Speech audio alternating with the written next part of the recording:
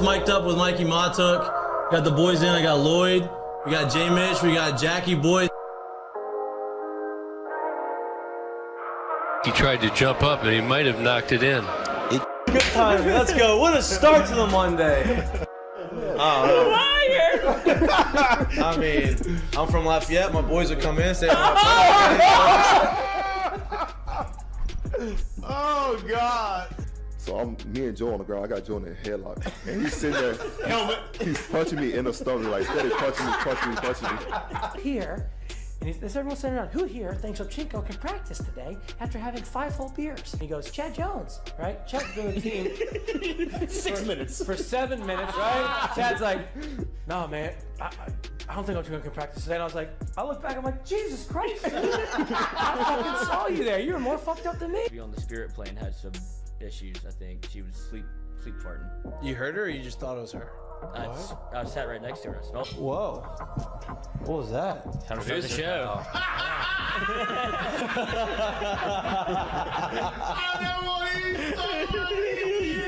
Why would I have that? You had the circus or something. 6:03, I'm late. Like, I don't even know what I'd be doing. Now, when you do go to spring training, are you going to bring your chinchilla and your turtle? My dad tell you about it? The SEC is, God, they hate fat people. I mean, I get crushed for that. You know what I mean? And it's like, come on, man. Hey, just the South, bro. You got a bunch of food down here. Like they're just fatter than him. Players, look at Lloyd. You know what, Lloyd? I mean, you're looking for a recruiting coordinator, coach. I'm here. Yeah. He's like, I'll piss my pants right now. No way. We're wearing gray pants, long gray pants. He goes, I'll piss my pants right now.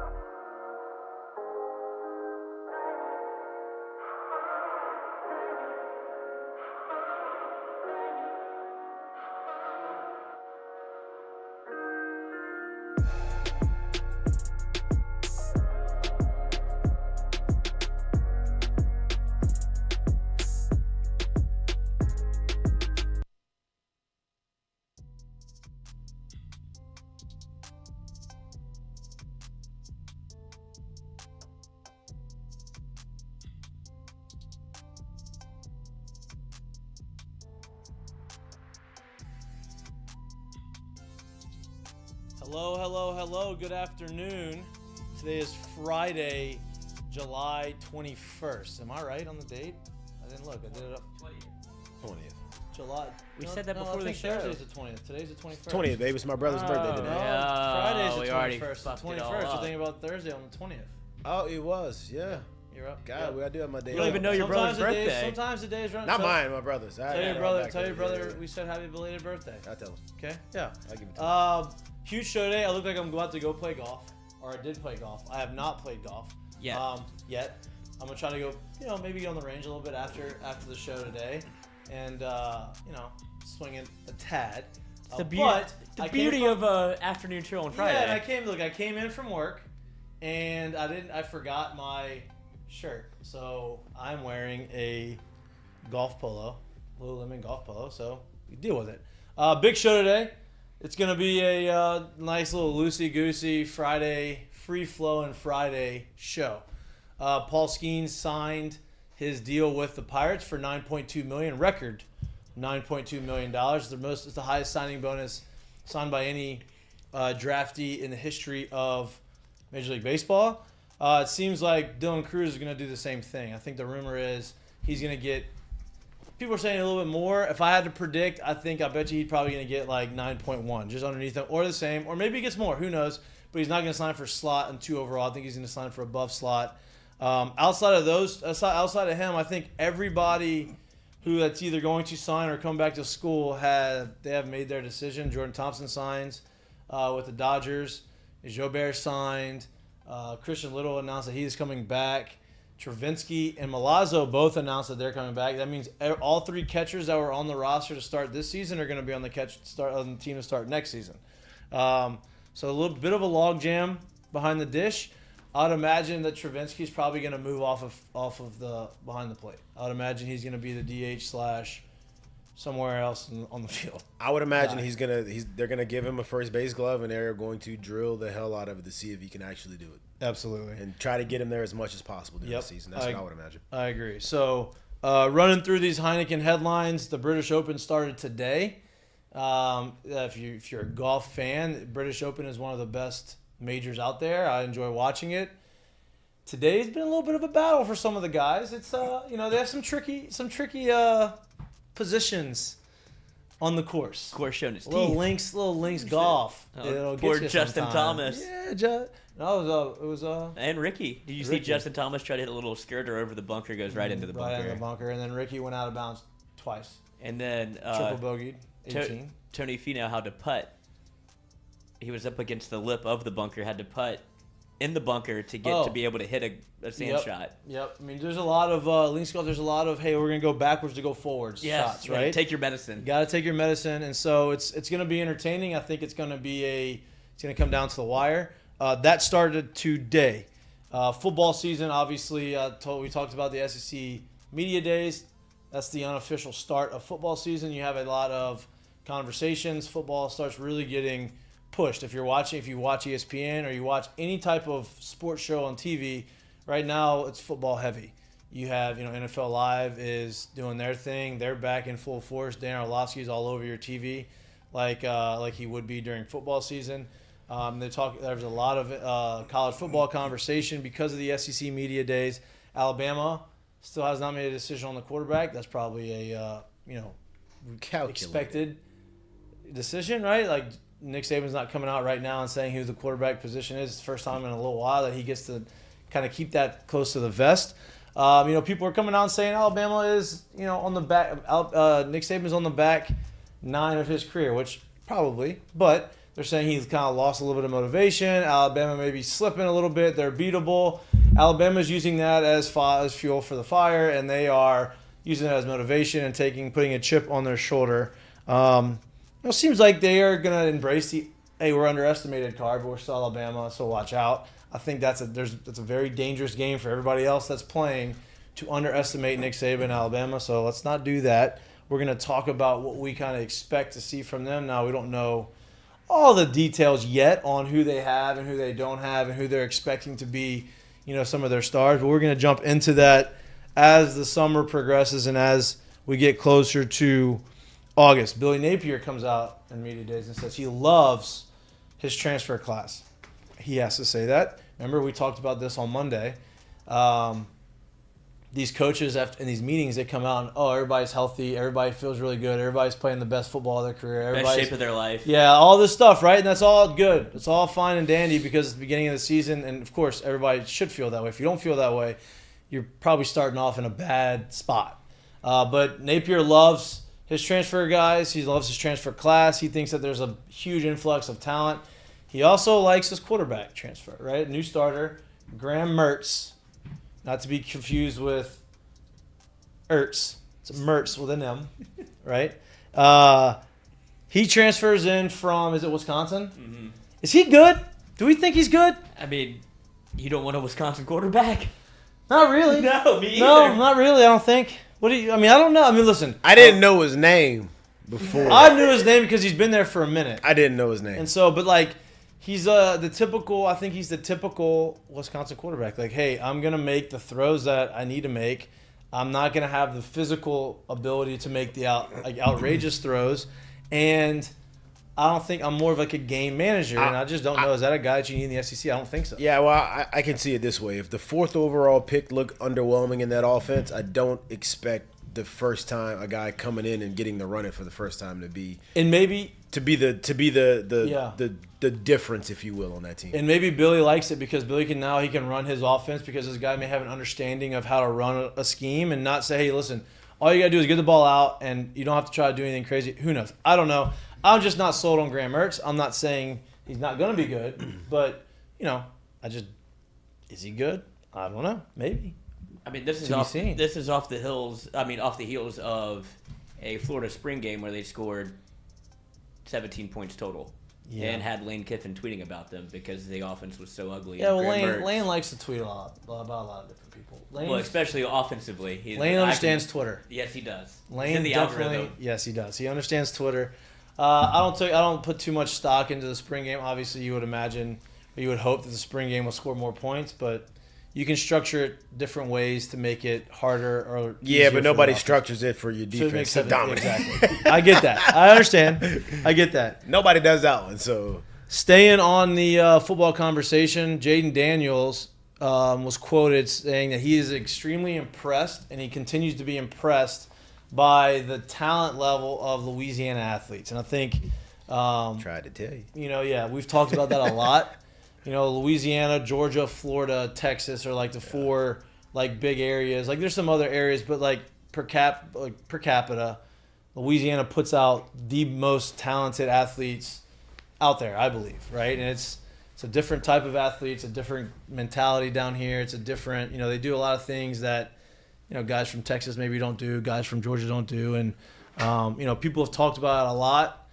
Jaden Daniels is a very highly touted quarterback recruit out of California, was at Arizona State, so he's seen all these guys, but then he comes here and he sees these guys coming in. He's like, man.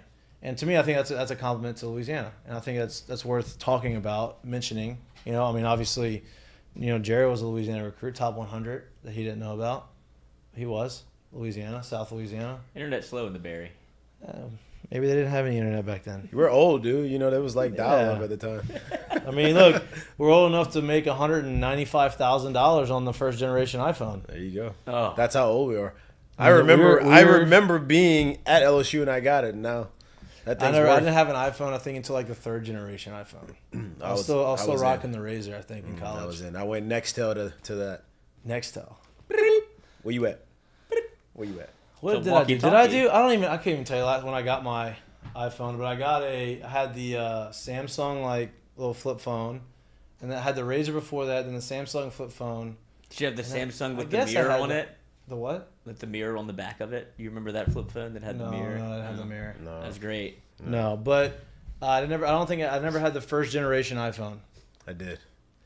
But If only I would have known. If I just left it in the $190,000. pack. That's a lot of money. Are you kidding me? Just leave it in the pack. That's You a just didn't have to lot use of it. money. Pretty good return on investment there. Could have just used Pretty the good. T-Mobile Sidekick at the time. God, stupid.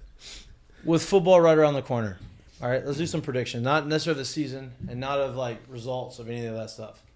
Predict some storylines that are gonna be kind of start ramping up in the next. 3 Okay, weeks. I'll go with in the next. Well, I don't know. I'm not gonna. Because camp starts in August, so like leading up to the season, there's gonna have these. I'm not gonna there's have predict hype, any no numbers. hype, I'm not whatever. gonna predict any numbers. No numbers. Just storylines. I do see Ole Miss ruining some people's years next year. They got a rough schedule, but like they got a good team coming back too. And people forget that they were 7-1, 8-1 at one point last year, ranked in the top 10 until they came here and got the doors blown off of them. Right? Yeah. They got a tough schedule this year, and I think some of these tougher games are earlier or like right in the middle of the season. But towards the back end of the year, it's not one I would want to see. Here's my question: what do y'all feel about South Carolina this year? I don't. Because South Carolina played really well towards the end of last year. Is your boy still there? Yes, He is still that's there. They played extremely well down the stretch. They won some big games. They upset some guys. They went to the bowl game, and they were the hottest team, one of the hottest teams in college football at the end of last year. And they return. They lose their offensive coordinator, but they return Spencer Rattler. So, obviously there's a ton of hype around South Carolina. What do you think? I think they'll be underwhelming again. See, I don't. I think they're going to be good. I think that they're going to be the second best team in the East behind Georgia. I don't. That's my prediction on them. I mean, it's storylines because we're not, Fair. it's just, It's fair, but I just don't. I think they're going to be better than Tennessee this year. Ooh. That's all it comes down to quarterback play, right? Yep. But And Milton's good. I get it. I'm not. Here's where I'm off of that. I like Beamer too. me too. Comes off a little. Brash. No, comes off a little Ted Lasso-ish. Rah-rah-ish. Yeah. Right, and he even said that in an interview. Like Ted Lasso is like he kind of gets, but that's like I think that if it's genuine, it plays. You know what I mean? So here's where I am with them. after watching, I don't even remember the name of the show that Rattler was on, the Netflix show. QB1. So after watching that and like watching how he was completely off that train. I know. And so the only reason I'm saying this is because I get it. There's talent there, but it's hard for me to believe a guy like that through the course of a season can get a team to buy into him and play for him. I think they'll have their moments. I think they'll be, like they obviously have talent. I just don't see them 3 or less losses in the year. I'm not sold on necessarily sold on Rattler. I think he's super talented. I think he could be really good or really bad, right? And like, look, I watched QB1 too. I thought he was a douche in that show, and I don't think he portrayed himself or they portrayed him very well. And I felt like I got those same vibes when he was at Oklahoma. I got those same vibes a little bit at South Carolina, and then they start winning, and then obviously opinions change. People say, no, he's a good leader. Who knows if that's because they started winning? It's a lot easier to lead when you're winning. So who knows? And maybe he changed. Maybe something clicked last year and he changed his ways. And maybe and if he does, it's that different. we see is different than what's I behind wouldn't the put scenes. money on that right now. Right? No, absolutely, So absolutely. That's why I'm out on them. But these are the storylines. We're just, this is just a conversation starter. I think Sneaky one. South Carolina, to me, can resemble kind of like what Kentucky has been the last couple years, right? Like, I think Kentucky came in last year with more hype because Will Levis, and maybe that's similar to what South Carolina is going to happen this year. Now, I think I like Beamer. I think that he's a great for the SEC. I think he's great for South Carolina. So that's my crazy prediction. You got one? Well, no, just on the South Carolina front, you would think, and maybe this plays a little bit into what happens with Spencer Rattler is, obviously a lot of teams are going into the transfer portal, grabbing a lot of talent. South Carolina seems to be one of those, but they lost more in the portal than they gained. They're the 33rd ranked team in the transfer portal. So you would imagine that a lot of people would think, hey, the brand's hot, we'd want to go there. They didn't really take a whole lot of people in the portal, so I don't know if that plays into the Spencer Rattler theory of, you don't know what you don't know when you see him on TV and you see the way he acts, I don't want to go over there. Well, and here's my I guess my rebuttal. I'm not disagreeing, my rebuttal is, they didn't have a ton of people in the portal, but maybe they weren't looking for a ton of people. Or maybe they didn't, and maybe they went after some guys in the portal, and a lot of these guys did not go out, did say no, and went away, and that's why their portal numbers. I don't know. I'm playing devil's advocate. Yeah, they just lost. Jordan Birch was their second highest recruit ever since Jadeveon Clowney, who played defensive end, edge rusher. He transfers to Oregon. So when you have those kind of people leave the building, I don't know if it's Beamer kind of weeding out some of all right, he's not worth the issue, Yeah. Or if it's, I don't know what we're doing over here. Let me get to somewhere where I can, be a star. Okay, now give me your prediction. You have a storyline that you want to say. It doesn't have to be right. It could be wrong. Oh, it could of course. be way off base. It's just I'm more more of a wrong than conversation I'm right. starter. Yeah. I think most of us are. I think that, this might be easy cheese, but Alabama is going to be there at the end of the year. I think with everything, how the storyline is played. Well, just I know what you mean. I think a lot of people are predicting LSU to win the SEC West. Nick Saban hears all of that. He goes to Italy for 10 days and he comes back. It's like, what is he? Does he have one foot out the door? I don't think any of that will be the case whenever you get down to actual football. Yeah, they're going to be good. I know the quarterback position is something that's been highly talked about, but Saban has won without a quarterback more than he's won with a quarterback. He knows how to figure that part of the game out. Obviously, he'd love to have a Jahmyr Gibbs still, but when you look at Nick Saban's tenure in his career, he's never. He's had Tua, but Jalen wasn't Jalen Hurts. I'll push back a little bit on that. Right, I think there's only been really one time where he's had no guys. He didn't really have a ton of confidence behind under center once, and that was Blake Sims. I would say Sims, McCarron, and then. Well, AJ McCarron was a third rounder in the NFL. AJ McCarron would still be in the. He's played 10 years in the NFL as a backup quarterback. He was good. You know what I mean? That's my only pushback is Would you rather McCarron or Mettenberger in college? McCarron. Why? McCarron won a national championship. McCarron, was a higher draft pick in the NFL. Well, that's Met coming off an ACL. For sure. But, even Met's best year was McCarron's year was very similar to that. His numbers were. And I would also push back with Jake Coker. He won a national championship. Jake Coker, okay, that's probably the second. Yeah, Jake Coker was not good. No. Right, that's two. Right, but back then, that was a completely different style of football. But I'm saying, I think Saban's going to go back. I think to now that. you have to add some offense. Yeah, but I think Saban's going to go back to. He's going to flip it on its ear, kind of a Bill Belichickian style, where he's like, it's going to look a little bit different. I'm sure he's going to try to throw it around and still play offense, but I think he's going to lean on that defense more than he has in the past.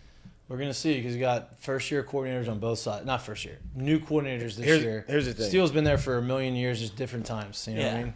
I hear you, Lloyd. But I strongly disagree. And I only strongly disagree because we are smack dead firmly implanted in the middle of if you can't score, you can't win. It's really just where the league is. That's how the rules are set up. That's how the game's set up right now. And I think everything that you've seen Saban do over the past few years of learning how to turn his offense from a we're going to run it down your throat offense to we're going to spread you out and win is understanding that you're not going to win ball games by just running it down people's throats and relying on your defense. Your defense has to be great, but if you can't score in 2023 football, you won't win. And I think he understands that. So that's the only reason why I would go. Yeah, and to Jared's point, like I'm not saying that they may, to both of y'all's point, right, you have to score. Their offense may look different in the way they do score, right? Like like he knows that he needs to score points. So okay, their offense may not be the hey, we're gonna throw for 400 yards, and we're gonna have all these big passing game numbers, and like they may throw for 250 yards and 3 touchdowns and run for 250. You know what I mean? Like the offense is gonna look different, but I would imagine that he knows that you've got to score points, and so that's a little bit to your point and a lot to your point. Because and the reason why I say that too is like if we are in. I mean, honestly, you in the Big 12, like Michigan got to where they got by running it down your throat. You literally can't do that in the SEC. Right. Not now. Like it's just not going to happen. There's going to be 2 to 3 games just off the cuff of thinking you can just do that in the SEC. You might as well just mark them as a loss. Right? So like understanding that in this league, you have to be able to be productive throwing the ball. And if you can't, then you won't win here. Yeah, it's a little bit of a throwback to the A.J. McCarron era where you saw the 9-6 game with McCarron in it, and then you fast forward to the national championship. 21-0. Yeah, he totally flips the script, and McCarron threw like 35 times that game. Yeah. And so he has the ability to adapt, obviously.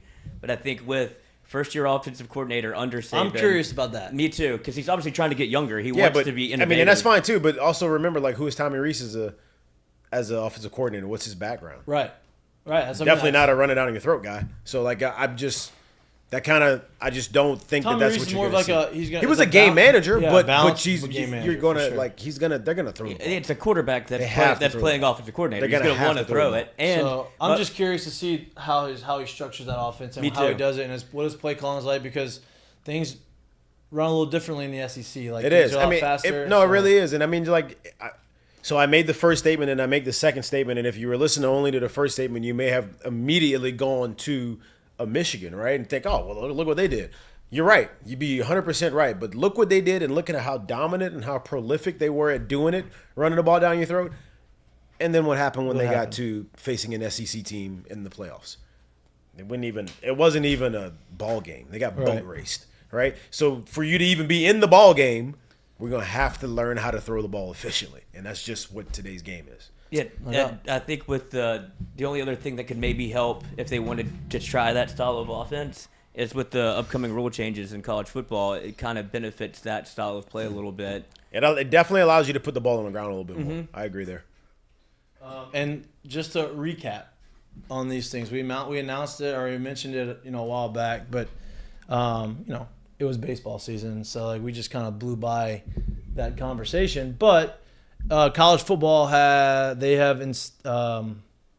adopted new rules, more NFL style rules, and cut down time of play, basically. Yes. So basically, they're doing is stopping and starting the clock on first down. So when a team gets a first down, the clock will no longer be stopped to award a first down, except with less than 2 minutes remaining in the second and fourth quarter. So very similar to NFL. Yeah. Right. That's what the NFL does. Only in Division I, Division II, not Division III, which is fine. Then consecutive charge team timeouts. So the team will no longer be allowed to call multiple timeouts in a row, which I think is good. I mean, who cares? Yeah. Well, yeah, that's probably akin to like icing the kicker. Oh, 100%. That's all it is. Yeah, and 100%. If you kind of get backed Or up. personnel nonsense too, which is easier to run into those problems in college, right? Like you mess one up, and all of a sudden we come out of a timeout, and you don't have the right personnel, and you can't just save them. Yeah, none of that. Because you saw that happen with Ed Orgeron in his final tenure, who's also Ed Orgeron's hot in the streets right now.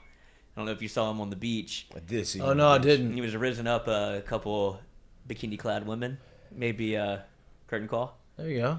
There you go. Newly engaged. She was trying to pull him away. It's hilarious. She was what? She was with him, and she was like grabbing him away. She's Oh, like, there's a video. Oh yeah. Oh yeah. And she's like, I've seen this movie before, so he got my ass. But he had a situation, I think it was against Kentucky, where he came out of a TV timeout and had to call a timeout. So it's kind of akin to that, where it's like, what are we doing here? Why do you need 2 timeouts to get this thing figured out? So Yeah. you can't really bail anybody out anymore. Right, and then if you have if it's loud and you call a timeout, and then It gets you have louder. a play and it gets louder again, you still can't do it, and you can't get you're gonna have to run anyway, right? Yes. You can't call multiple timeouts, so that's gonna come into play. Extension of periods, right? So first and third, if you get a penalty at the end of the first and third period, there's no longer untimed downs. The only time you can have an untimed down to extend a quarter is second and fourth quarters, right? Which is if you have a penalty with no time left on the clock, then you can run an untimed down. They're not allowing you to do it now in the first and third quarters. If you have a penalty to end that quarter, it's enforced in the next quarter. Which is, I think that makes perfect sense. Yeah, I mean, it's not Just do or speed the die game time. up. Exactly. They announced a drone policy, which I think is everywhere. I don't know if they haven't had a drone policy before, they're dumb. Every professional team, everybody has a drone policy. Like when baseball, if there's a drone that was anywhere in the vicinity of the stadium, they clear the field and everybody have to go in the dugout. Everybody have to go in the locker room because it's just a safety deal. Like from the I guess they're saying it's from the FAA. So they changed that. Halftime intermission. What is that? Let's see. Field will be available to squad members for halftime warm no later than 3 minutes prior to the second half kickoff on squad members. I don't know anything that has anything to do with it. I don't know how that works. They've also are going to try to enhance the instant replay without instant replay. So without an official. So the optional use of instant replay in games that do not have an instant replay booth official is not permissible and must be in full compliance with Rule 12. The referee will have be the sole decision maker. So those are some of the other things that we learned. The more important things, the ones that are going to be really noteworthy, are the first downs and the clock continuing to run at the first down. Yeah, the halftime thing is for like the kickers that go out there and they run into like band members and other players, so it's just a player safety thing, I'd imagine. Yeah. But anyway, I wanted to announce the rules after you said, okay, with the rules, it's going to. Why'd you bring up the rules? What was your point? Because I think it allows Saban to be able, if he wants to go a little bit more of the run heavy side of things, it allows him to kind of get set up and shorten the game and kind of punch you in the mouth. Yeah. But I do agree with Jared. I mean, it's evolved so much that it's almost impossible to get away from. It would be, I mean, look at Iowa. That's not the kind of offense you want to run. But with the players that Alabama has, no. But his son's on the squad, so that's good. Offensive coordinator. Thank you. Do y'all have any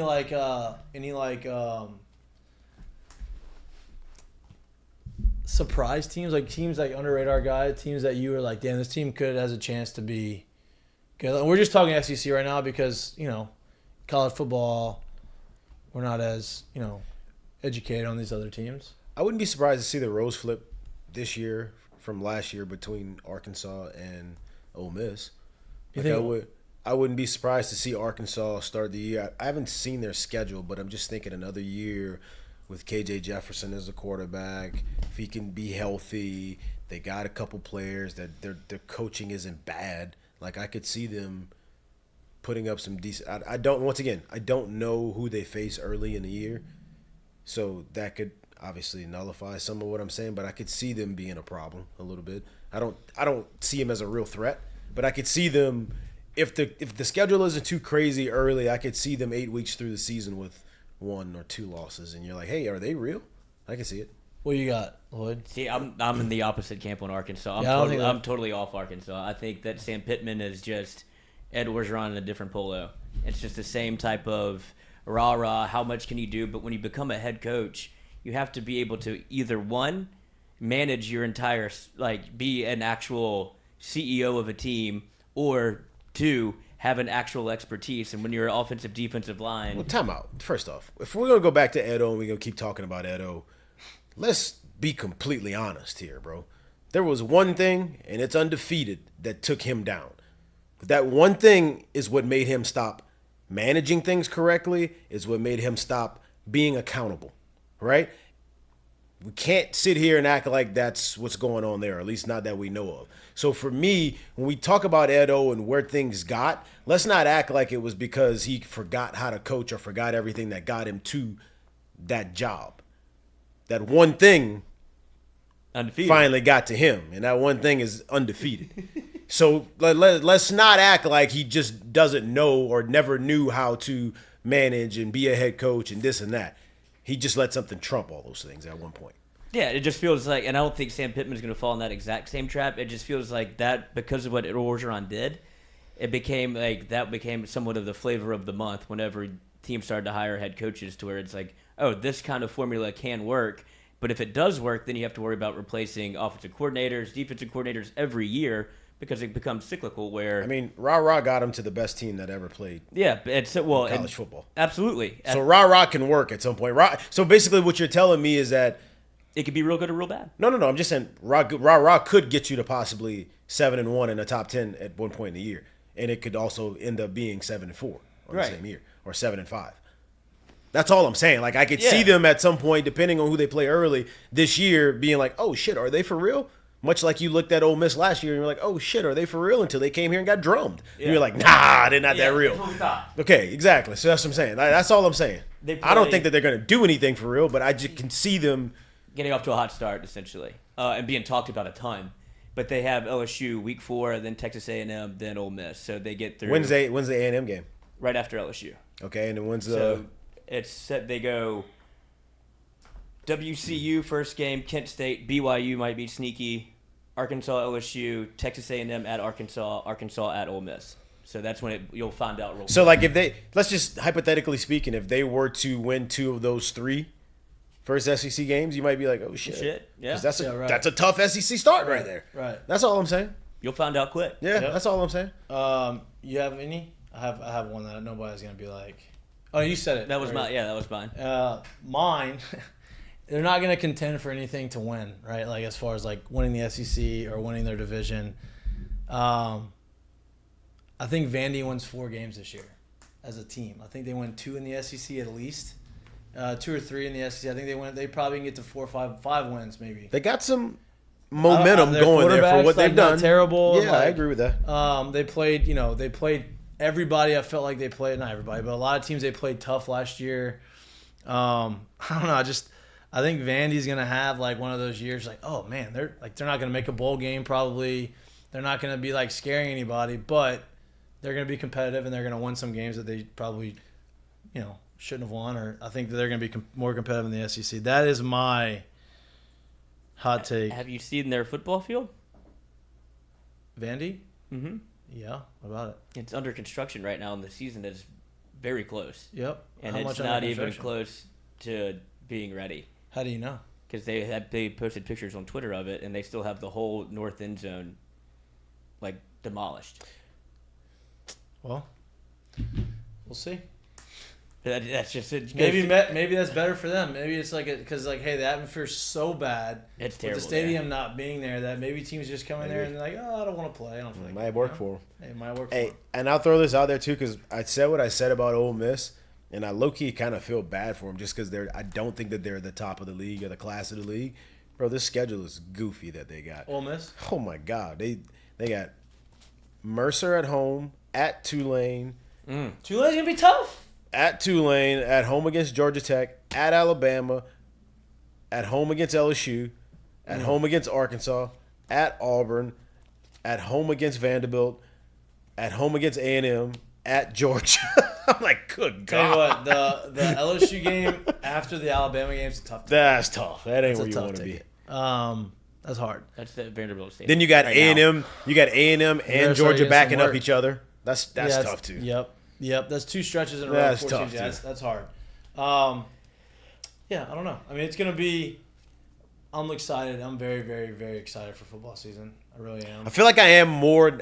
Tell me if I really do feel like I'm more excited now this year than I ever have been in my past 13 or 14 years. Like I'm Really? well, and the reason why is because I'm so used to obviously playing, and obviously last year neither one of us played, so it was the first time it was different. I didn't really realize, but now when you get here and it's like, man, it's hot as hell outside. It gets to be June and July, and there was nothing going on. You're like, hey, bro, just go ahead and give me some football back in my life. I need something right now. Yep. Like I feel like I'm more excited for it now than I have been in a long, long, long time.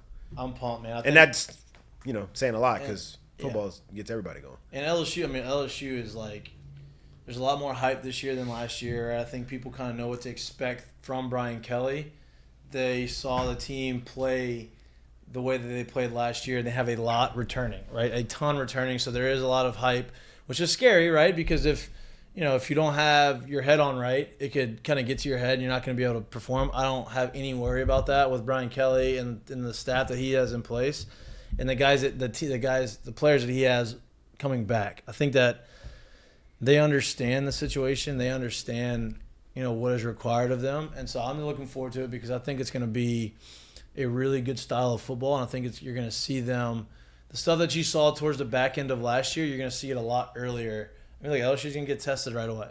They play Florida State, first game of the season in Orlando, and it's going to be a fun season. I'm excited to see who's going to step up, right? Like Malik's obviously the number one receiver. Who's the number two guy? Brian. Right, but you could name any. That's what I mean. Like, who's gonna emerge, right? Who's gonna put the numbers for the number two guy? Like Brian. I would imagine Brian Thomas is gonna start as the number two guy. Is he gonna be that good? Do you think? I think he's a great receiver. I think there's a lot of other guys too that are really good, and depending on what happens. But what's the two tight end situation gonna look like? Because you brought in another highly touted tight end, plus you have. I'm so interested in seeing the year two of Taylor. There, Taylor. it's just. Year two of Taylor, I'm very interested to see how this progresses. And the running back position. Yeah. Obviously, right? Like, not saying these guys can't because they've shown they can do it. Josh Williams has been solid. These guys are good. But, like, what is it going to look like? That's the one big question mark. Yeah, what's it going to look like? It's not literally saying that they can't play. I'm just, how are they going to deploy that? What's it going to look like? I agree with you right there. And you're also returning 6 out of 7 offensive linemen, plus you're bringing in some of these young guys that are super talented. Yeah. And you got to get out the portal. So, like, I think this is the best our offensive line has been depth-wise in a really, really, really long time. And so I think the offense. Hey, quickly. I'm not as worried about the offense going into the season this year as I was last year, right? I'm not really worried about the defense. I'm just interested to see how the defense is gonna, like, what the pieces are gonna be, right? Because you're gonna change your secondary, which I think they're talented. I think they're gonna be fine secondary wise, right? The linebackers are gonna change a tad, but you have younger guys who have understanding or experience. What's the development of Harold Perkins, right? He's obviously a freak show of an athlete, and he's gonna run down everybody. But has he gained the knowledge and has he gained the understanding of the system and reads and understanding to where he can still play fast, but also be in the right position, right? Mason Taylor's back. Mason Smith is back, right? And he's going to be he's going to be the biggest addition, I think, to Harold Perkins, right? Because he's the guy, and they're going to have to focus on him. And if you don't put attention on him, Harold Perkins is going to run wild. You can't double both. No. Right. My two biggest, I guess, mysteries of the year are, one, like you said, how will the running back room be deployed and how will they be used? And two, although there's some big names and highly touted talent in this group, but then there's also it's also a mosh pit of, like, mixture of guys thrown together. Secondary group, like, how's that gonna work? Yep. Is right? Toviano gonna be day one? Is Toviano gonna be day one? Right? Is forget his name, the kid coming over from A&M? Is he gonna blossom this year and like actually ball? Like, those are two top flight talent guys, but we just don't know what it's gonna look like, right? Yep. So those are the two parts I'm just very interested to see. But you said something earlier that was really interesting to me, which was literally 1 year ago, like a year ago, not even 365 ago. July 20th, 2022. A year ago, we literally were sitting here like, man, I don't know if our O-line can do it. So now we're looking at it in year 2 of what has been it's part of the DNA of a Brian Kelly team has been a really good O-line. You're looking at 2 outstanding freshmen from last year who are coming into year 2. And like you said, we got some transfers coming back in. You got some guys returning. You're looking at a group that's like 6 or 7 deep. Maybe like, 8, you have a line change. At least. We're just saying at least like Right. 6 or 7 deep. And you're like, hey, I don't have any worries about that group right now. I'm not worried about them at all. Right. Like that's quick right there for that to Special turn around teams like has that. a whole new revamped special teams. You don't have a special teams coach Yeah, anymore. I mean, And so like special teams, you'd imagine to be a little Can't be sharper. worse. yeah, you really Can't be worse. Really can't be. Let's switch sides. And if it's worse, maybe it's time to start looking at somebody else other than Napoleon, because Napoleon's gone. If it's worse than it was last year, then it's like, okay, I just don't know how it could be. That's the thing. it won't be. It can't be. I mean, I hate to. The only thing that could make it worse is if you start having, like that's when it will come down to like actual players instead of plays on special teams. Like if your kicking game isn't good and everything looks right, but then they can't perform. That would be the only thing. But what happened last year is it just can't happen. Yeah, it's been a long time since I've seen a team at this level of ball, and I don't even mean how good they are. Literally, just playing in like the SEC, like top flight, top of the line, like college football, to be that undisciplined and like Inept. not coached well at all. Like it's been a long time since I've seen a group look like that, and seemingly the moves were made, so you would imagine it won't look like that. I would imagine it won't look like that. You can still buy Brian Napoleon's book if you want. How to Coach Gen Zs. Yeah, Did his Brian dad Napoleon write it, or should- did he write it? His dad probably wrote the foreword. Still on that Lamar. He's still on the Lamar Jackson train. He's gonna die on that hill. Maybe Yeah. literally. Yeah, well, Brian Napoleon. I mean, It was comical. that was a tough one, right? And look, as a punching bag, he was a punching bag to the fans. Like it was not good. Look, happy for him that he gets to go back to his alma mater and live out his job that he's been wanting to His dream have. job? That's what he said, right? So it's a dream job for him to go and be the athletic director. That's what he is, right? Athletic director Yes. at his alma mater. Which is? I don't know. Neither. Okay. Dream job, though. You know who probably does know? Brian Napoleon. FCO Development probably knows those guys over there because they know a lot of things. They know how to structure a company. They know where, they know how to be efficient at the job that they do. They're not running amok and not unorganized, right? FCO Development's a civil construction company based out of Lafayette, Louisiana. They specialize in multifamily construction. They also specialize in hurricane cleanup, site drainage, house pads, ponds, clearing, demo work.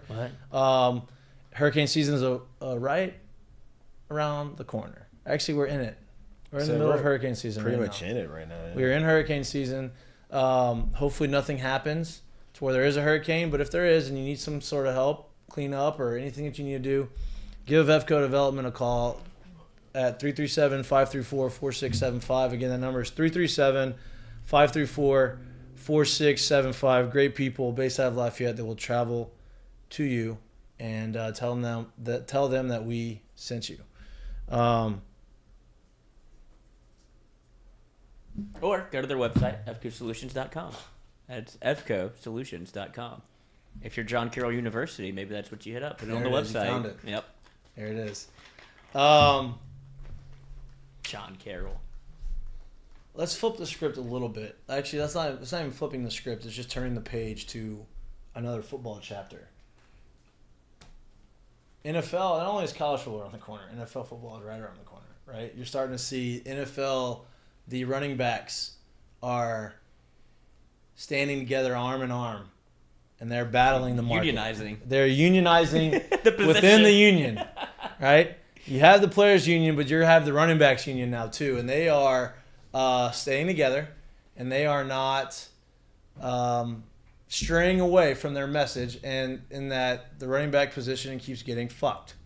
And I agree with them, right? Like, I understand the owner side of it, and I understand the player side of it. I understand that they feel like the running back is an expendable position. They get banged up all the time. There's no reason to pay them all of this money if they're not going to be able to live up to it at the back end of their contract. I get that. I understand that. But at the same time, I think that maybe you just give them a shorter contract with more money up front, right? Where it's okay, you're going to get them for a year or two at the high level, and that's what you're paying for. Because look, I think Saquon Barkley deserves. Well, it can't a be contract. a year because that's essentially what they're doing already with the Yeah, franchise. no, tag. 2 or 3, tag. probably Yeah. 3 years. That's like but that's probably what they want. They don't want to give it to him now. But like if you go look at the chart, and I wish we had this on here. I didn't put it in the group in the doc. But if you go look at the chart from let's say the last 14 or so years in the market, the position market, and how much the cap has gone up in the NFL, and how much the market value of these positions have gone up. Every position has increased. The market has increased, right? Like the low number to the high number, like everything has gone up, $2, $3, $4 million, except for the running back position, which has gone down $1 million. You want to know what's sad about that and how that's kind of $1 happened? million. You want to know how that's kind of happened? Kickers have gone up. Is I don't know. I'm not exactly sure if you can go past 5, but just go look at the number. Just go look at the salary and the names of the running backs, the starting running backs on the past 5 Super Bowl winners. It's literally guys on the most rookie of rookie contracts not making anything. So if that's part of the case study, if you're on the other side of it, meaning you're on the management side of it, you're on the team side of it, exactly why should we pay our running back? And to your point, if you want to look, just expand that case study and say, okay, how about the last guys who have wanted bigger deals at running back position, didn't get the bigger deals, left that team to go somewhere else? What was their production after that? Not very good, right? Le'Veon Bell came out and already apologized to Steelers fans for leaving and not staying there, right? He did. And he was not the same guy. Yeah. Yeah. Compared it to a Bug's life. I know. Just, I don't know what planet he was on, but I want some of it. And he's not, but like he did not play. He was not the same running back, right? Yeah. There's a lot of different running backs. There's a lot of running backs that have done that. And that goes into the case. I'm not saying they're not valued. Like Yeah, dude. Like I should value. But I legit feel bad for them. Like I wish they could get their money, but it's almost like their thing where like, how do you fix it?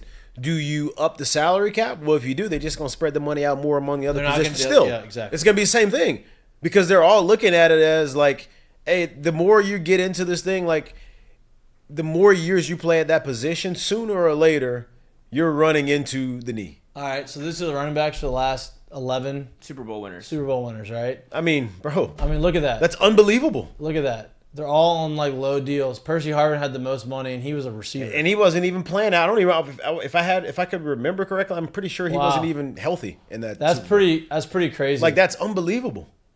That's pretty crazy, actually. So if we're just looking at that and you say, hey, I'm serious about winning a Super Bowl this year, what? I feel so bad for them because Yeah. they are so good. But why would I pay them? Yep, that's crazy right there. Wow. That's unbelievable. Yeah, that's Leonard Fournette, $2 million. Percy Harvin, 2.5. Ray Rice, $2 million. Those are the only 3 running backs of the last 12 years. That's 2020. What was 2021? 2020. Who won 2021, 2022, 2023? Well, I mean, if you think about 2022, you had the starting running back was Pacheco. He was a rookie. Pacheco. He's a third-round rookie. Right. So I don't even know who the 2021 was, but, like, there you go. Who That won was the Super Bowl in 2022. 2021. That's embarrassing. Nah, I always forget these. So was 2021 were the Chiefs, right? No. No, that was 22. That was 2022. Yeah. They lost. Bucks. The Bucks went back to back. No, Bucks were Oh, no, it 2020. would be 2022 Super Bowl because No, it's in yeah, yeah. February. Yeah. Rams, Bengals. That's right. And that was That's right. Cam Akers. I mean, if you go to 2019, I know it feels like a long time ago. if Damon Williams isn't even in the league anymore. Yeah, if the Bengals would have won it, that would have been the one guy that had a running the back. crazy part is too. The same time I heard this stat about the last 5 years, apparently Joe Mixon, who came into the league the same time as Saquon Barkley, has more games played than Saquon Barkley, has more touchdowns than Saquon Barkley in his career, has more yards than Saquon Barkley in his career, and he just took a $2 million pay cut and he's making $5 this year. And and Saquon's not going to get paid. But it's like, if the Bengals were to go and win it all this year, he's at the top of the list. Well, here's the other deal, dude. Like, and that's a whole nother topic, right? Not even necessarily the running back market, but the fact that Mixon has taken a $2 million pay cut to stay there and be under contract, right? To be able to spread out to other people. I think that shows you kind of where the Bengals are as far as the team goes, right? Like, Joe Burrow's going to get his money, but he's not going to do it to where it's going to be detrimental to making them successful. Because here's the deal, man. If you are a successful team and you are winning and you're constantly getting the Super Bowls, that money that you're leaving on the table and you're not taking, you're going to make up on the back end as far as endorsements goes, as far as, the other thing, license, like all those other things you're going to make up because you are going to be winning and you're going to be more popular and you're going to have more opportunity to do the other stuff. And so I think that I think you see that with the Bengals players and they understand it. And I think Joe, here's my other, and I said this last year during the year. When Joe Burrow signs his deal, he's going to change the market for quarterbacks, not because of how much he got paid, but how he structured the deal, right? It's going to be like a Messi contract that Messi signed with MLS. They're going to try to get creative and not have to give him as much money up front, but make the value of it exponentially based off of that. I don't disagree. Huh? No. No, but Tom, I don't disagree with what you're saying. It's just that case study has kind of gone on, like you said. Pat Mahomes, i.e. So Tom Brady. How was that structured? Well, Tom's was structured a different way, and he was able to get equity and do some other stuff. But my point to it is with that being the thing, is we don't know that others will say, yeah, I'll follow that. Some of these guys want that AAV. Some of these guys want that top flight money from there. No doubt. So, but if the Bengals go out and do this, right? And let's say, I'm not saying it's going to happen, but let's say they do that and they restructure it and they make it get creative and it gives them his money. And all of a sudden they start winning, right? And they're able to bring in more talent around.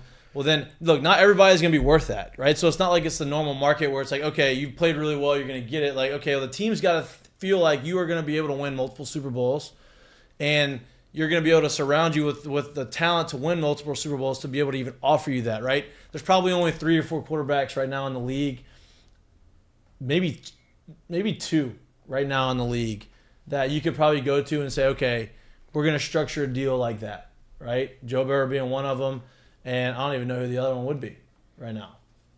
Like that, and that's I don't know. It could not be, but I think that's what's going to happen there, right? And then I think Herbert. You're seeing it, huh? Like Herbert. Yeah, maybe well, Herbert's like, they got to win. He hasn't won anything. I agree with you, but I'd also think I really do think outside of what the team is willing to do, it takes a very, very, very, very, very special human on the other side of it to agree to do stuff like that. And I think that's where it gets. That's why I think there's only 1 or 2 guys in the league that would do that. Because like when you're saying it's going to reshape the market, bro, everybody ain't thinking like Joe is, and everybody ain't coming from that. That they're not cut from that same cloth. Right. Everybody's not cut from the Brady cloth that says I'll take less to have more on my team because I know if I have more, I win more, and in the end, I win. Yeah. A lot of people they just don't think that way. Right. So I understand what you're saying. I'm not so sure because of what we've seen in history, right? That's going to be what every quarterback is like, yeah, I'll do that. I'm not sold on that. I'm sure they'll find some way to get creative. And that's just something that I was like, thinking of. And what is this? It's this Mahomes contract deal. And look at, like, you can see the money at the beginning where he's getting a base salary of, he gets $5 million this year. But it goes 2.5, 2.5, 2.5, and then 2027 it kicks in $10 million, $13 million, $20 million, $27 million, and $38 million. But they're going to restructure by that time again. Of course, but that's the way his payouts are. I'm talking about the way that they actually structure the money, right? That's what I'm saying. It's because what they were able to do basically right there in his contract is what they did is the same thing they did with Kamara. They took it off the books, gave it to him in a bonus, said get out of here. Now we can actually have cap room now. So that's what they're doing. And I'm talking about them structuring a deal with Mahomes instead of, hey, we're going to give you cash. We are going to give you money we're going to make it worth your while. You're going to get paid cash. But we're also going to give you stuff you're going to be making money for the rest of your life based off of this deal, right? Like, you see a lot of the Major League Baseball contracts that are deferred money, right? Everybody talks about Bobby Bonilla Day.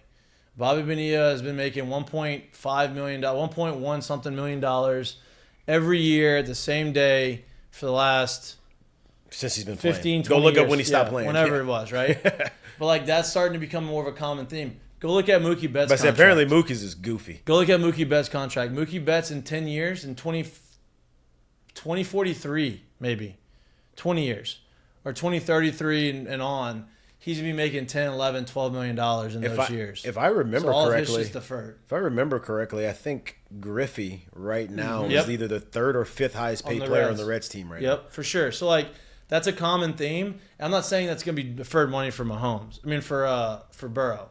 But like if the Bengals say, all right, we're going to give you 1% or 5% ownership in the Bengals.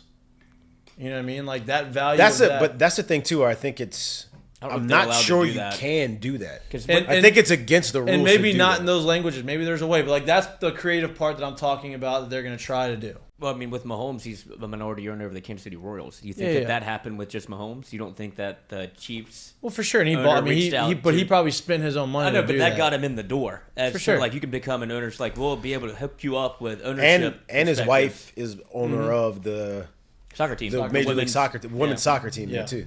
I think that's what's going to happen. Like I think that they're going to try. Not saying that exact way, but that's their creativity. Yeah, it has to happen. Like I said, just you're taking a special human being on the other side of it to get at creativity is important to accept that creativity. Being able to like be a forward thinker and being able to understand kind of where the market is and what's going on in your industry, like that's an impressive like that. Those are successful companies. To see one of outside those the box. successful companies that thinks outside the box is one of our good friends, one of our partners, Heineken Silver. There you go. Heineken Silver said, you know what?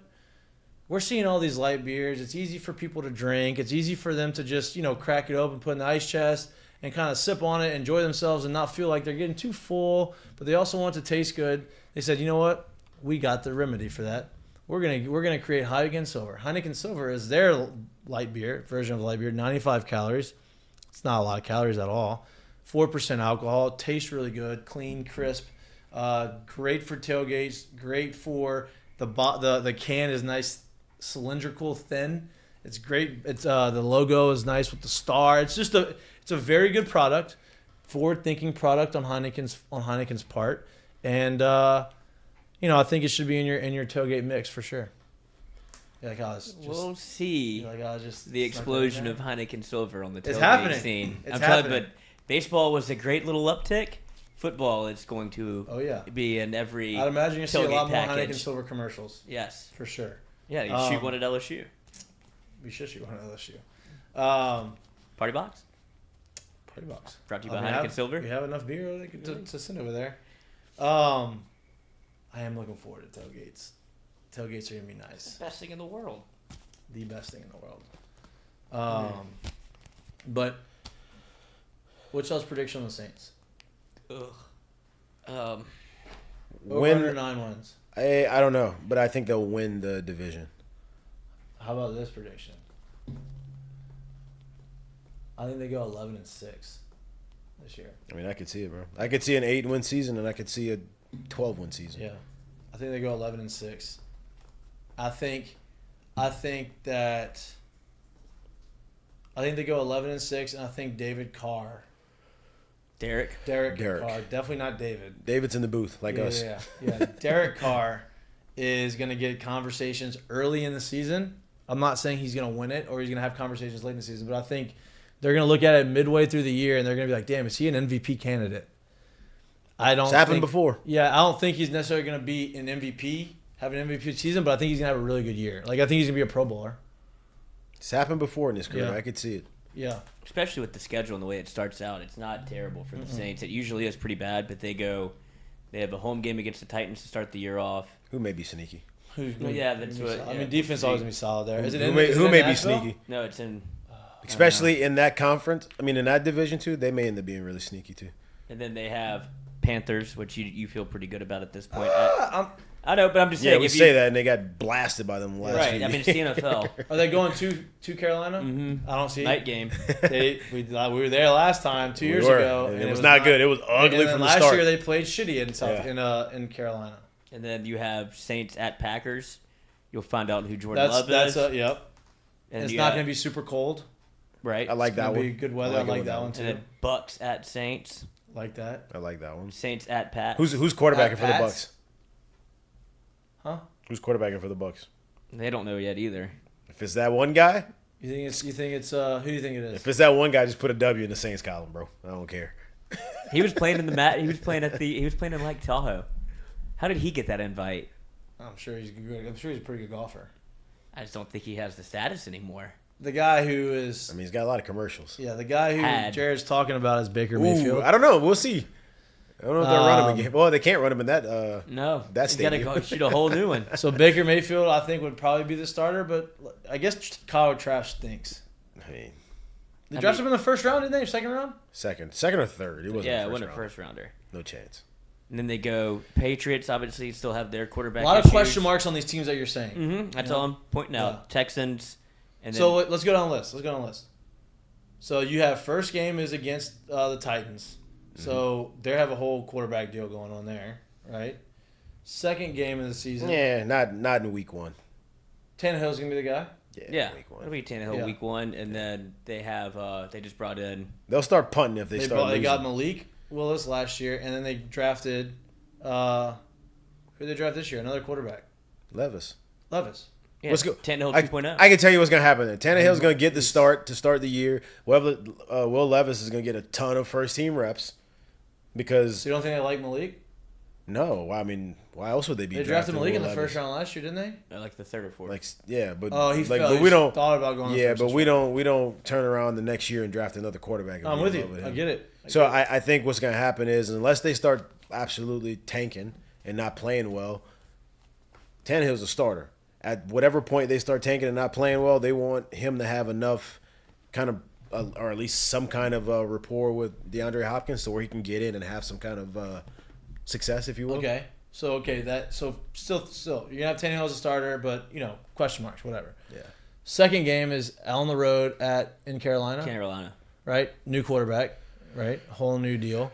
Third game. And I wonder if it'll be obviously the Panthers have a little bit of an inside track with Andy Dalton going there, so that'll maybe help play with their defense on the offense, and it might be They don't need any help defensively. I mean, they play their division it's the rivals. division anyway. Yeah, Right. Yeah. I would just be interested to see if they go C.J. Stroud right out the gate. I mean, not C.J. Stroud, Young Yeah. right, Bryce out, Young. Yeah. Yes. Yes. right out the gate. Yes. Okay. So Yes. yeah, you'll see a rookie quarterback. Fourth game. Well, you said Third third game? because you got to go to Green Bay. Green Bay, where you have another first. Wait, so it was first was Titans, Tennessee, Panthers, Panthers, Packers. Packers, new quarterback, New quarterback Jordan Love. again. He's been there, but whole new deal, right? Fourth game. Bucks, new quarterback again. Yep. Fifth Fifth game, game. you have a quarterback that's on kind of the hot seat a little bit. New offensive coordinator with Bill O'Brien comes back to help Mac Jones, I guess. That one scares me the most out of the first five, right? Yeah. Because you still have, it's Bill Belichick, and they're going to New England. Okay. I see a road to 4-0. I don't see him 5-0. Yeah. And that doesn't mean like They're going to lose to the Patriots. They may lose someone before that. exactly. Yeah. Right. Yep. All right. Because I think you could pencil this next one in, Saints at Texans.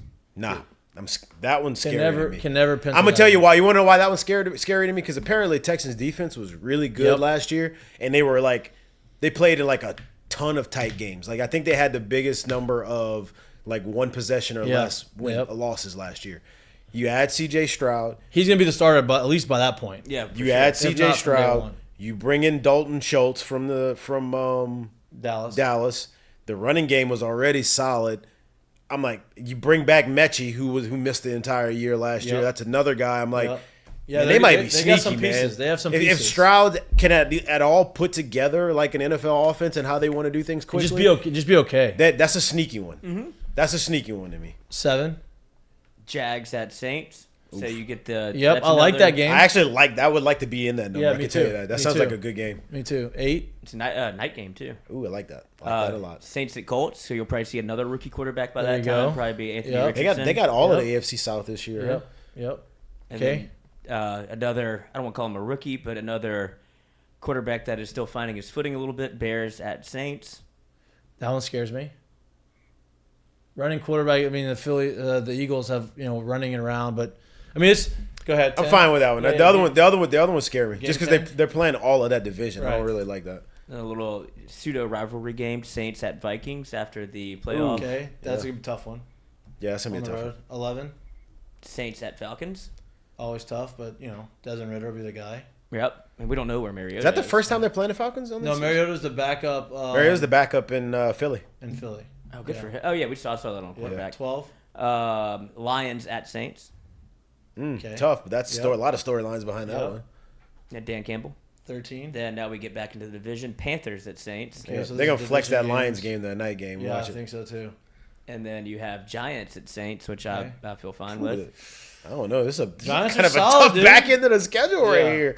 Some No, young, they're- hungry it's a squads. not only is it tough back end of the schedule, it's gonna be a physical back end of the schedule. Yeah. Giants are physical. The Lions are- You got some Lions teams that are physical. like coming, but like Right. they're not there yet. But they're still trying to establish, Yep. like, hey, we're almost here. All right, who That's else? 3 straight home games. Also, they had to catch them somewhere. Yep. Saints at Rams. Okay. You'll know a lot about the Rams at that point. Yeah. I'd imagine what they look like. Huge Look, it's question all mark. gonna change. It's just literally Yeah. from Fluid. Yeah. And the last game of the season. Saints at Bucks, and then the last game of the year is Falcons Saints. Nice, like that one. I like the schedule for them this year a lot more than I like the Last one year. last year. Good Yeah. God, last year I'm like, we'll 10-7. put this together. I think 11-6 is a good record. I think 11-6 see is it. What's the over under 9? 9.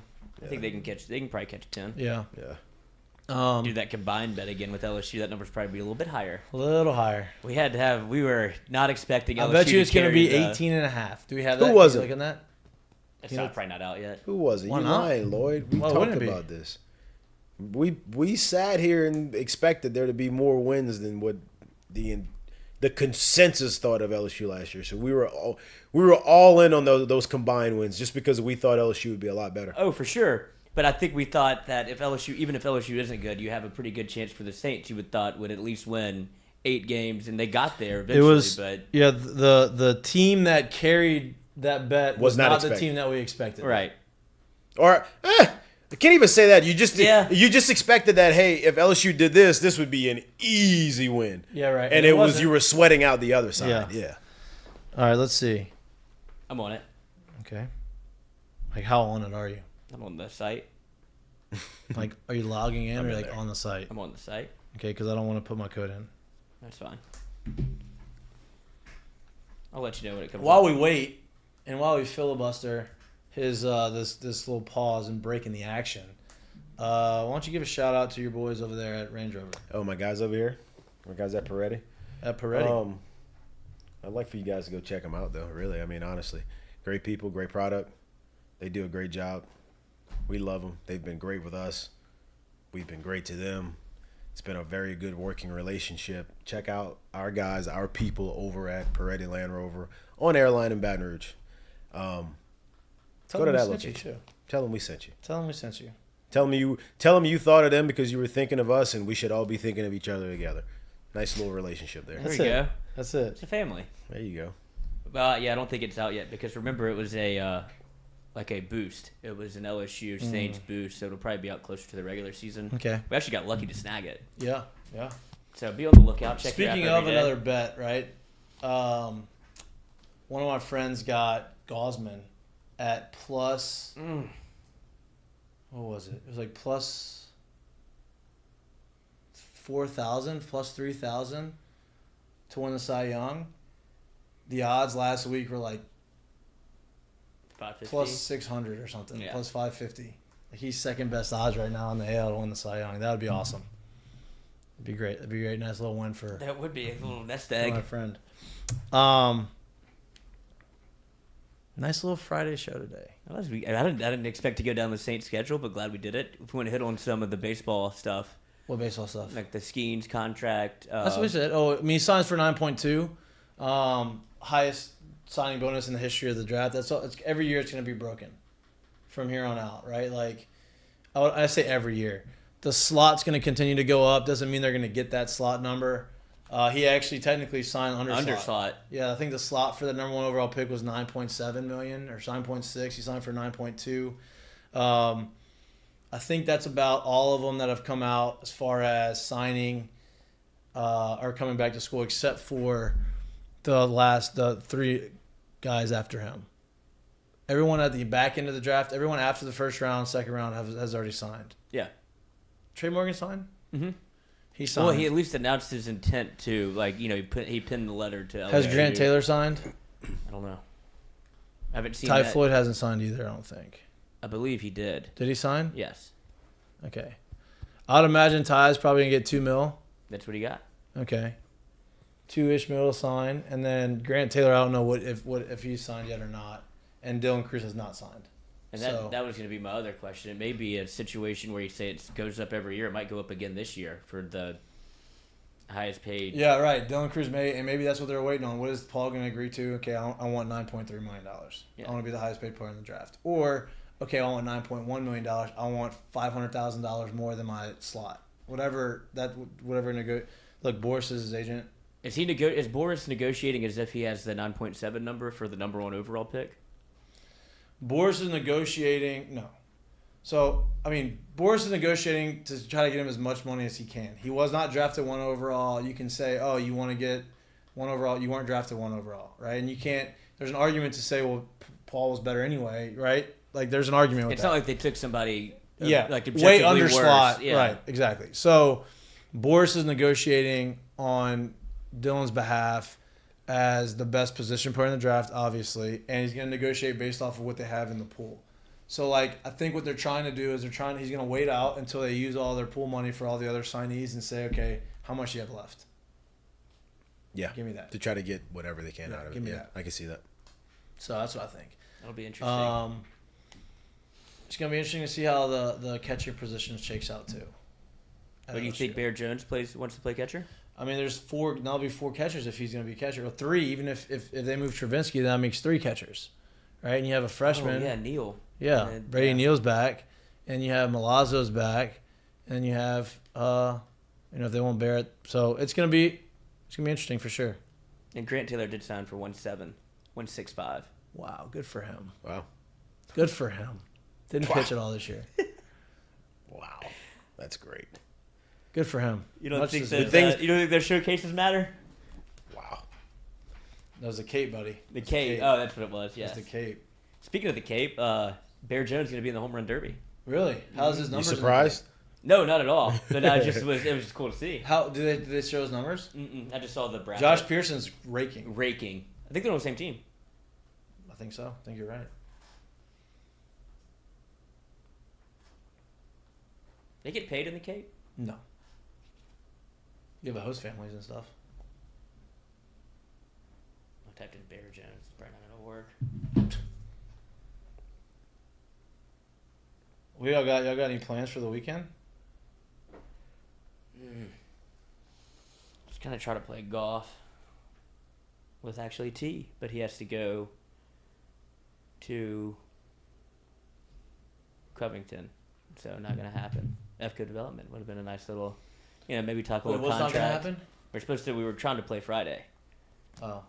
Today. But he's working. He has to go to Covington for something. I don't know what it was, but I was going to try to sneak out a little 3:30er when he's driving up. But he has to work, then go to Covington. So I don't know. I might have to go to the dreaded Alexandria, pay the piper. So hot. Okay. It's hot. It's hot anywhere. What's your weekend plans? I'll be in Houston. I have my cousin's wedding in Houston. That's my weekend's plans. Oh yeah, you get to play golf. No. You have I'm prepping for. You have a big wedding. week. Yeah. You're big wedding. That's big Italia. That's not exactly local, if you will. So yeah, I got a little bit of a trip coming. Yeah, so that'll be my weekend. You'll be in Italy. Watch out for the gypsies in Italy. If you rent a car, they will sleep behind it and put their head on the tire. I saw. I'm not gonna be renting a car. I do plan on running one of them Vespas off a cliff or something. And that was going to be the next thing I said. Whenever I saw a gypsy literally sleeping on the back of somebody's tire on a Vespa, he kicked it back, hit her in the head, and sped off. Hey, you know that Drake line where he says, whipping the Vespa off of 6 tequilas? That's what you're going to be Nah, dog, I ain't going to do all that. That's what you're going to be at, huh? Aperol Spritz me. Well, I hope everybody has a fun weekend. You're going to be prepping, but you're going to have a fun week, so I'm a little jealous of you. I've never been to Italy. I want you to give me all the things about it. Just stay tuned. I got give me the updates. We appreciate. Venice doesn't close, by the way. You can go out as late as you want. Love that. Stay I don't up think I'm gonna until- be in Venice, but Love that. thanks for letting me know. We appreciate the love and Catch you all support. there. Yes, absolutely. We love this, our Friday Loosey Goosey shows. Please like and subscribe to our YouTube channel. Now, I do want to say this. You're going to they're going to see a lot of changes here. I guess now is probably the time to say it. We have made a move. We are moving our show to a different location. This next 3 months or so, we'll be having the show at regular scheduled times, but it will be at a different location. We are not restructuring. That's probably the wrong way. We're just moving around. There's a lot of there's changes that are happening all around, and we have grown to the point where I feel like we're ready to graduate to the next step. So over these next 3 or 4 months, you're going to see a studio that we are in. It's going to look familiar to someone else that is around Baton Rouge. He's a friend of ours. He has been on our show. We are using his space as our studio, and as we grow over the next 3 or 4 months, we are going to have a real studio that is in the process of being built right now. So we appreciate the support. We wouldn't be able to do it without all of you supporting us. We have new sponsors, right? Coming lined up to sponsor the show. And so we're excited. It's going to be the same show, same times, same personalities, same vibe. Ain't shit just changing different but areas. the scene. There you Just go. the scene. And we're going to make that even better too. So I want to give y'all a heads up. So when y'all look at us like, oh, what the heck's going on?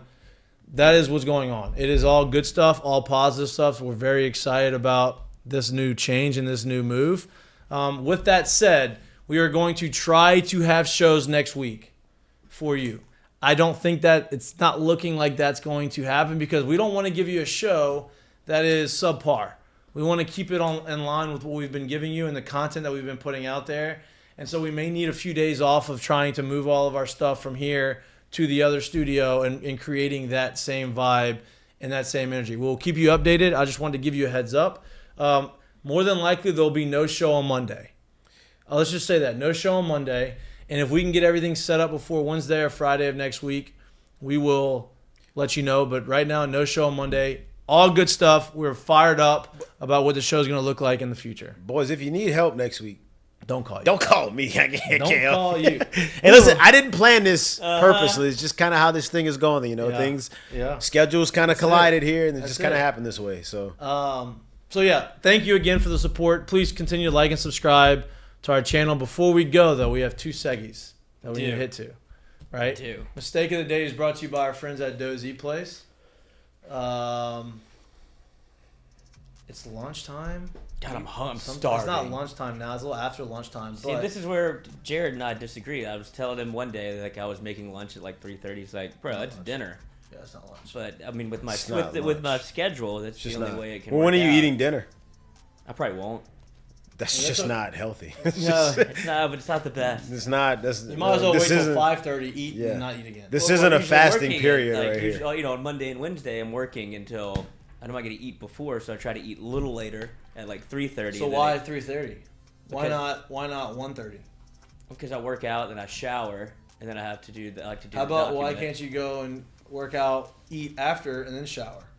Oh, I don't want to eat dirty. Clean your hands. I'm sure you're. I'd rather eat and then shower when I'm done showering. Okay, I got nothing. Like I got no food smell on me. I got nothing. Yeah. I just got I got maybe a touch of tism. There's certain things that I just can't do. Do you wash your hands? Yeah, absolutely. So then, but I like to be whatever I'm like, not in this whatever. Also, I like to be. Get you a nice robe. Look at your new cut. Look at the Show the new. Look at that. It was time. You got faded a little bit. You got lined up. Yeah. You trimmed the back. Yes, it was good. Thank you. It looks good. It was. You don't have the mop long. on top. It's nice and groomed now. It looks good. Shouldn't have trimmed the back. Should have left it there.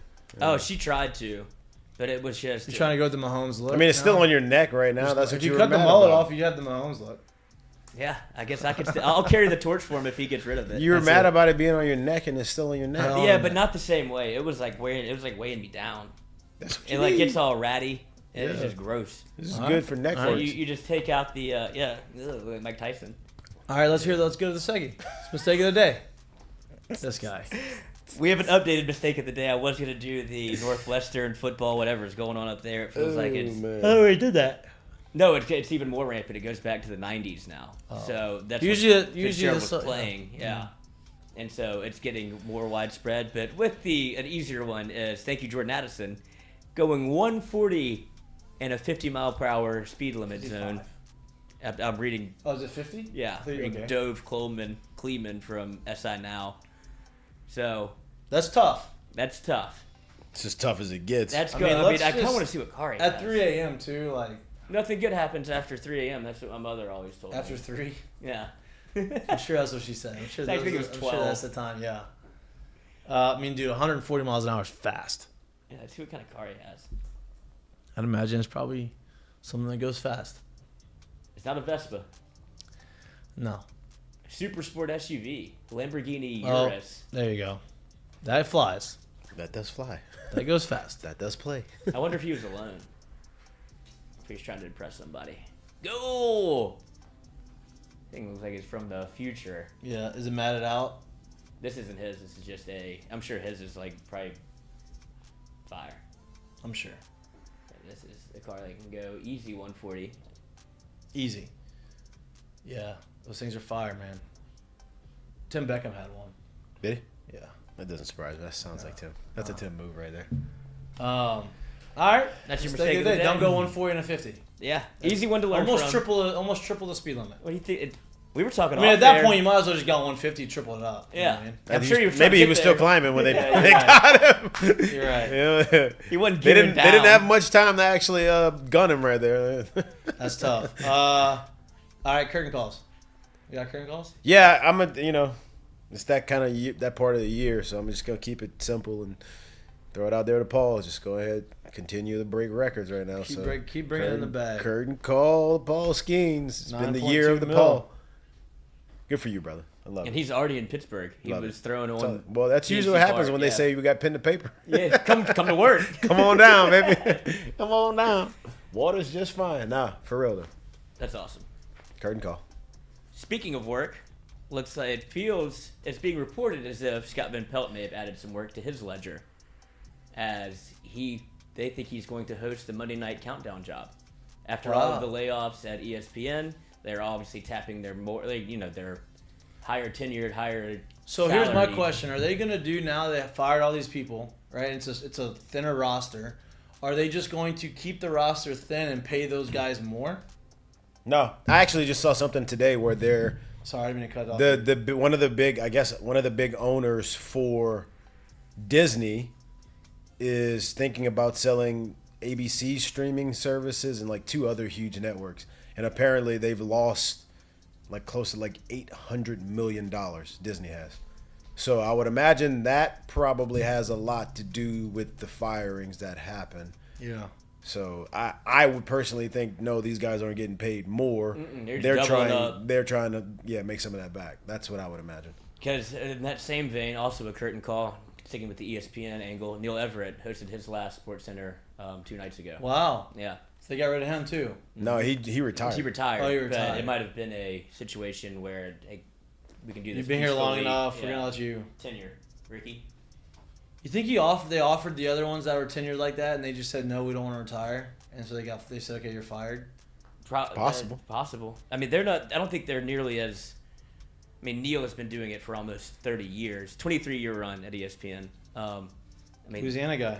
yeah, Steve, New Orleans. Steve Young. No, that's No. That's Stan. Yeah, he's an Oregon. Oh, guy. you said Neil Everett? Yeah. Oh, Stan Barrett. They They were they're the the partners. team. the Yeah. LA team. my bad. I was thinking. You on the right train. They're Yeah. the same. They're Yeah. they're a team. Well, maybe Neil Everett is retiring then. You know, like maybe like a legit retirement. He's not going anywhere else and doesn't want to do anything. He was signing off, and they were like, everybody was talking about like, oh man, I got so much love on social media, he goes, except for one person, because I don't know who the fuck Neil Everett. He's like, I don't know who TF Neil Everett even is, and he's like, always good to know I haven't touched everybody. It's like, I guess I didn't do everything I could have. That's It's so funny. People on Twitter are just. They'll come at you even at you're supposed to be celebrating retirement. They're like, I don't know who this guy is. I don't even know how you've turned on ESPN over the past hour and you don't know who Neil Everett Yes. is. Worked every night. Besides Scott Van Pelt, that tandem right there since Stuart Scott left has probably been the best there's been on TV. Yep. I mean, that's like saying you don't know who Linda Cohn is. Yeah, that's crazy to me. My curtain call has nothing to do with sports. My curtain call is to my cousin who's getting married this weekend. I get to go to his wedding in Houston. Usually those weddings are Lavish. It is an event. Yeah. And so curtain call to him for having another event. That family having another event for me to attend. I'm gonna have a good time. Hopefully there's samurai swords and elephants and all the cool things. All the things that you didn't think that you could imagine at a wedding, you're gonna probably be there. Yeah. When is the wedding? Saturday night? Saturday. Remember it was the 2:00 wedding. Literally. You have No. Hour Saturday. Saturday. Like So it's a 2:00 wedding, and it's gonna be a 2-hour wedding, actual ceremony. Oh, because they do it in church. In church, and it's a Catholic / it's like you do like it's in English and then Arabic side. Are you going to that part? Yes. Tell Matulisa said, hey, man. And so I will. So that's a 2-hour thing, and then you go to the reception, and the reception is they have a happy hours, happy hours, about 2 and 3 hour hanging out, drinking in the lobby of the hotel where it's gonna be, which is a super nice hotel. And then the whole party starts, and it's a sit down, you eat steaks, it's a black tie, it's this whole deal. But it's an event, and it's gonna be fun. So. Did you get your script yet? Do you know what your role is in this wedding, or you just get to? Oh, I'm a spectator. I have no role. There's no speech given. There's no nothing. So that's the best one for this kind of event. Yeah, it's gonna be a great time. Would I be a bad person if I were invited? I'm a little shocked I wasn't. Seems like they have plenty of room. If I just went to the reception, because that's usually my move. No. Go to the wedding part. No. A lot of people are going to do that. Yeah. I mean, honestly, I'd like to do that, but I'm not going to. Yeah, 2 hours. I went to a half Jewish, half Catholic wedding, and they did the same thing. They did one version for the Catholics and one for the Jewish community, and they mazel toved and did everything. That's what I did the Dylan Booze Cruise at the wedding reception. They were literally throwing him in the chair behind us. But I didn't know that was happening. I would not have gone to the wedding part, just the reception part.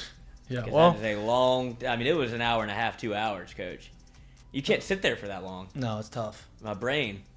So that was my curtain call. Yeah, it's long. It's long. Your brain needs exercise. Yeah, I gotta my feet get to going.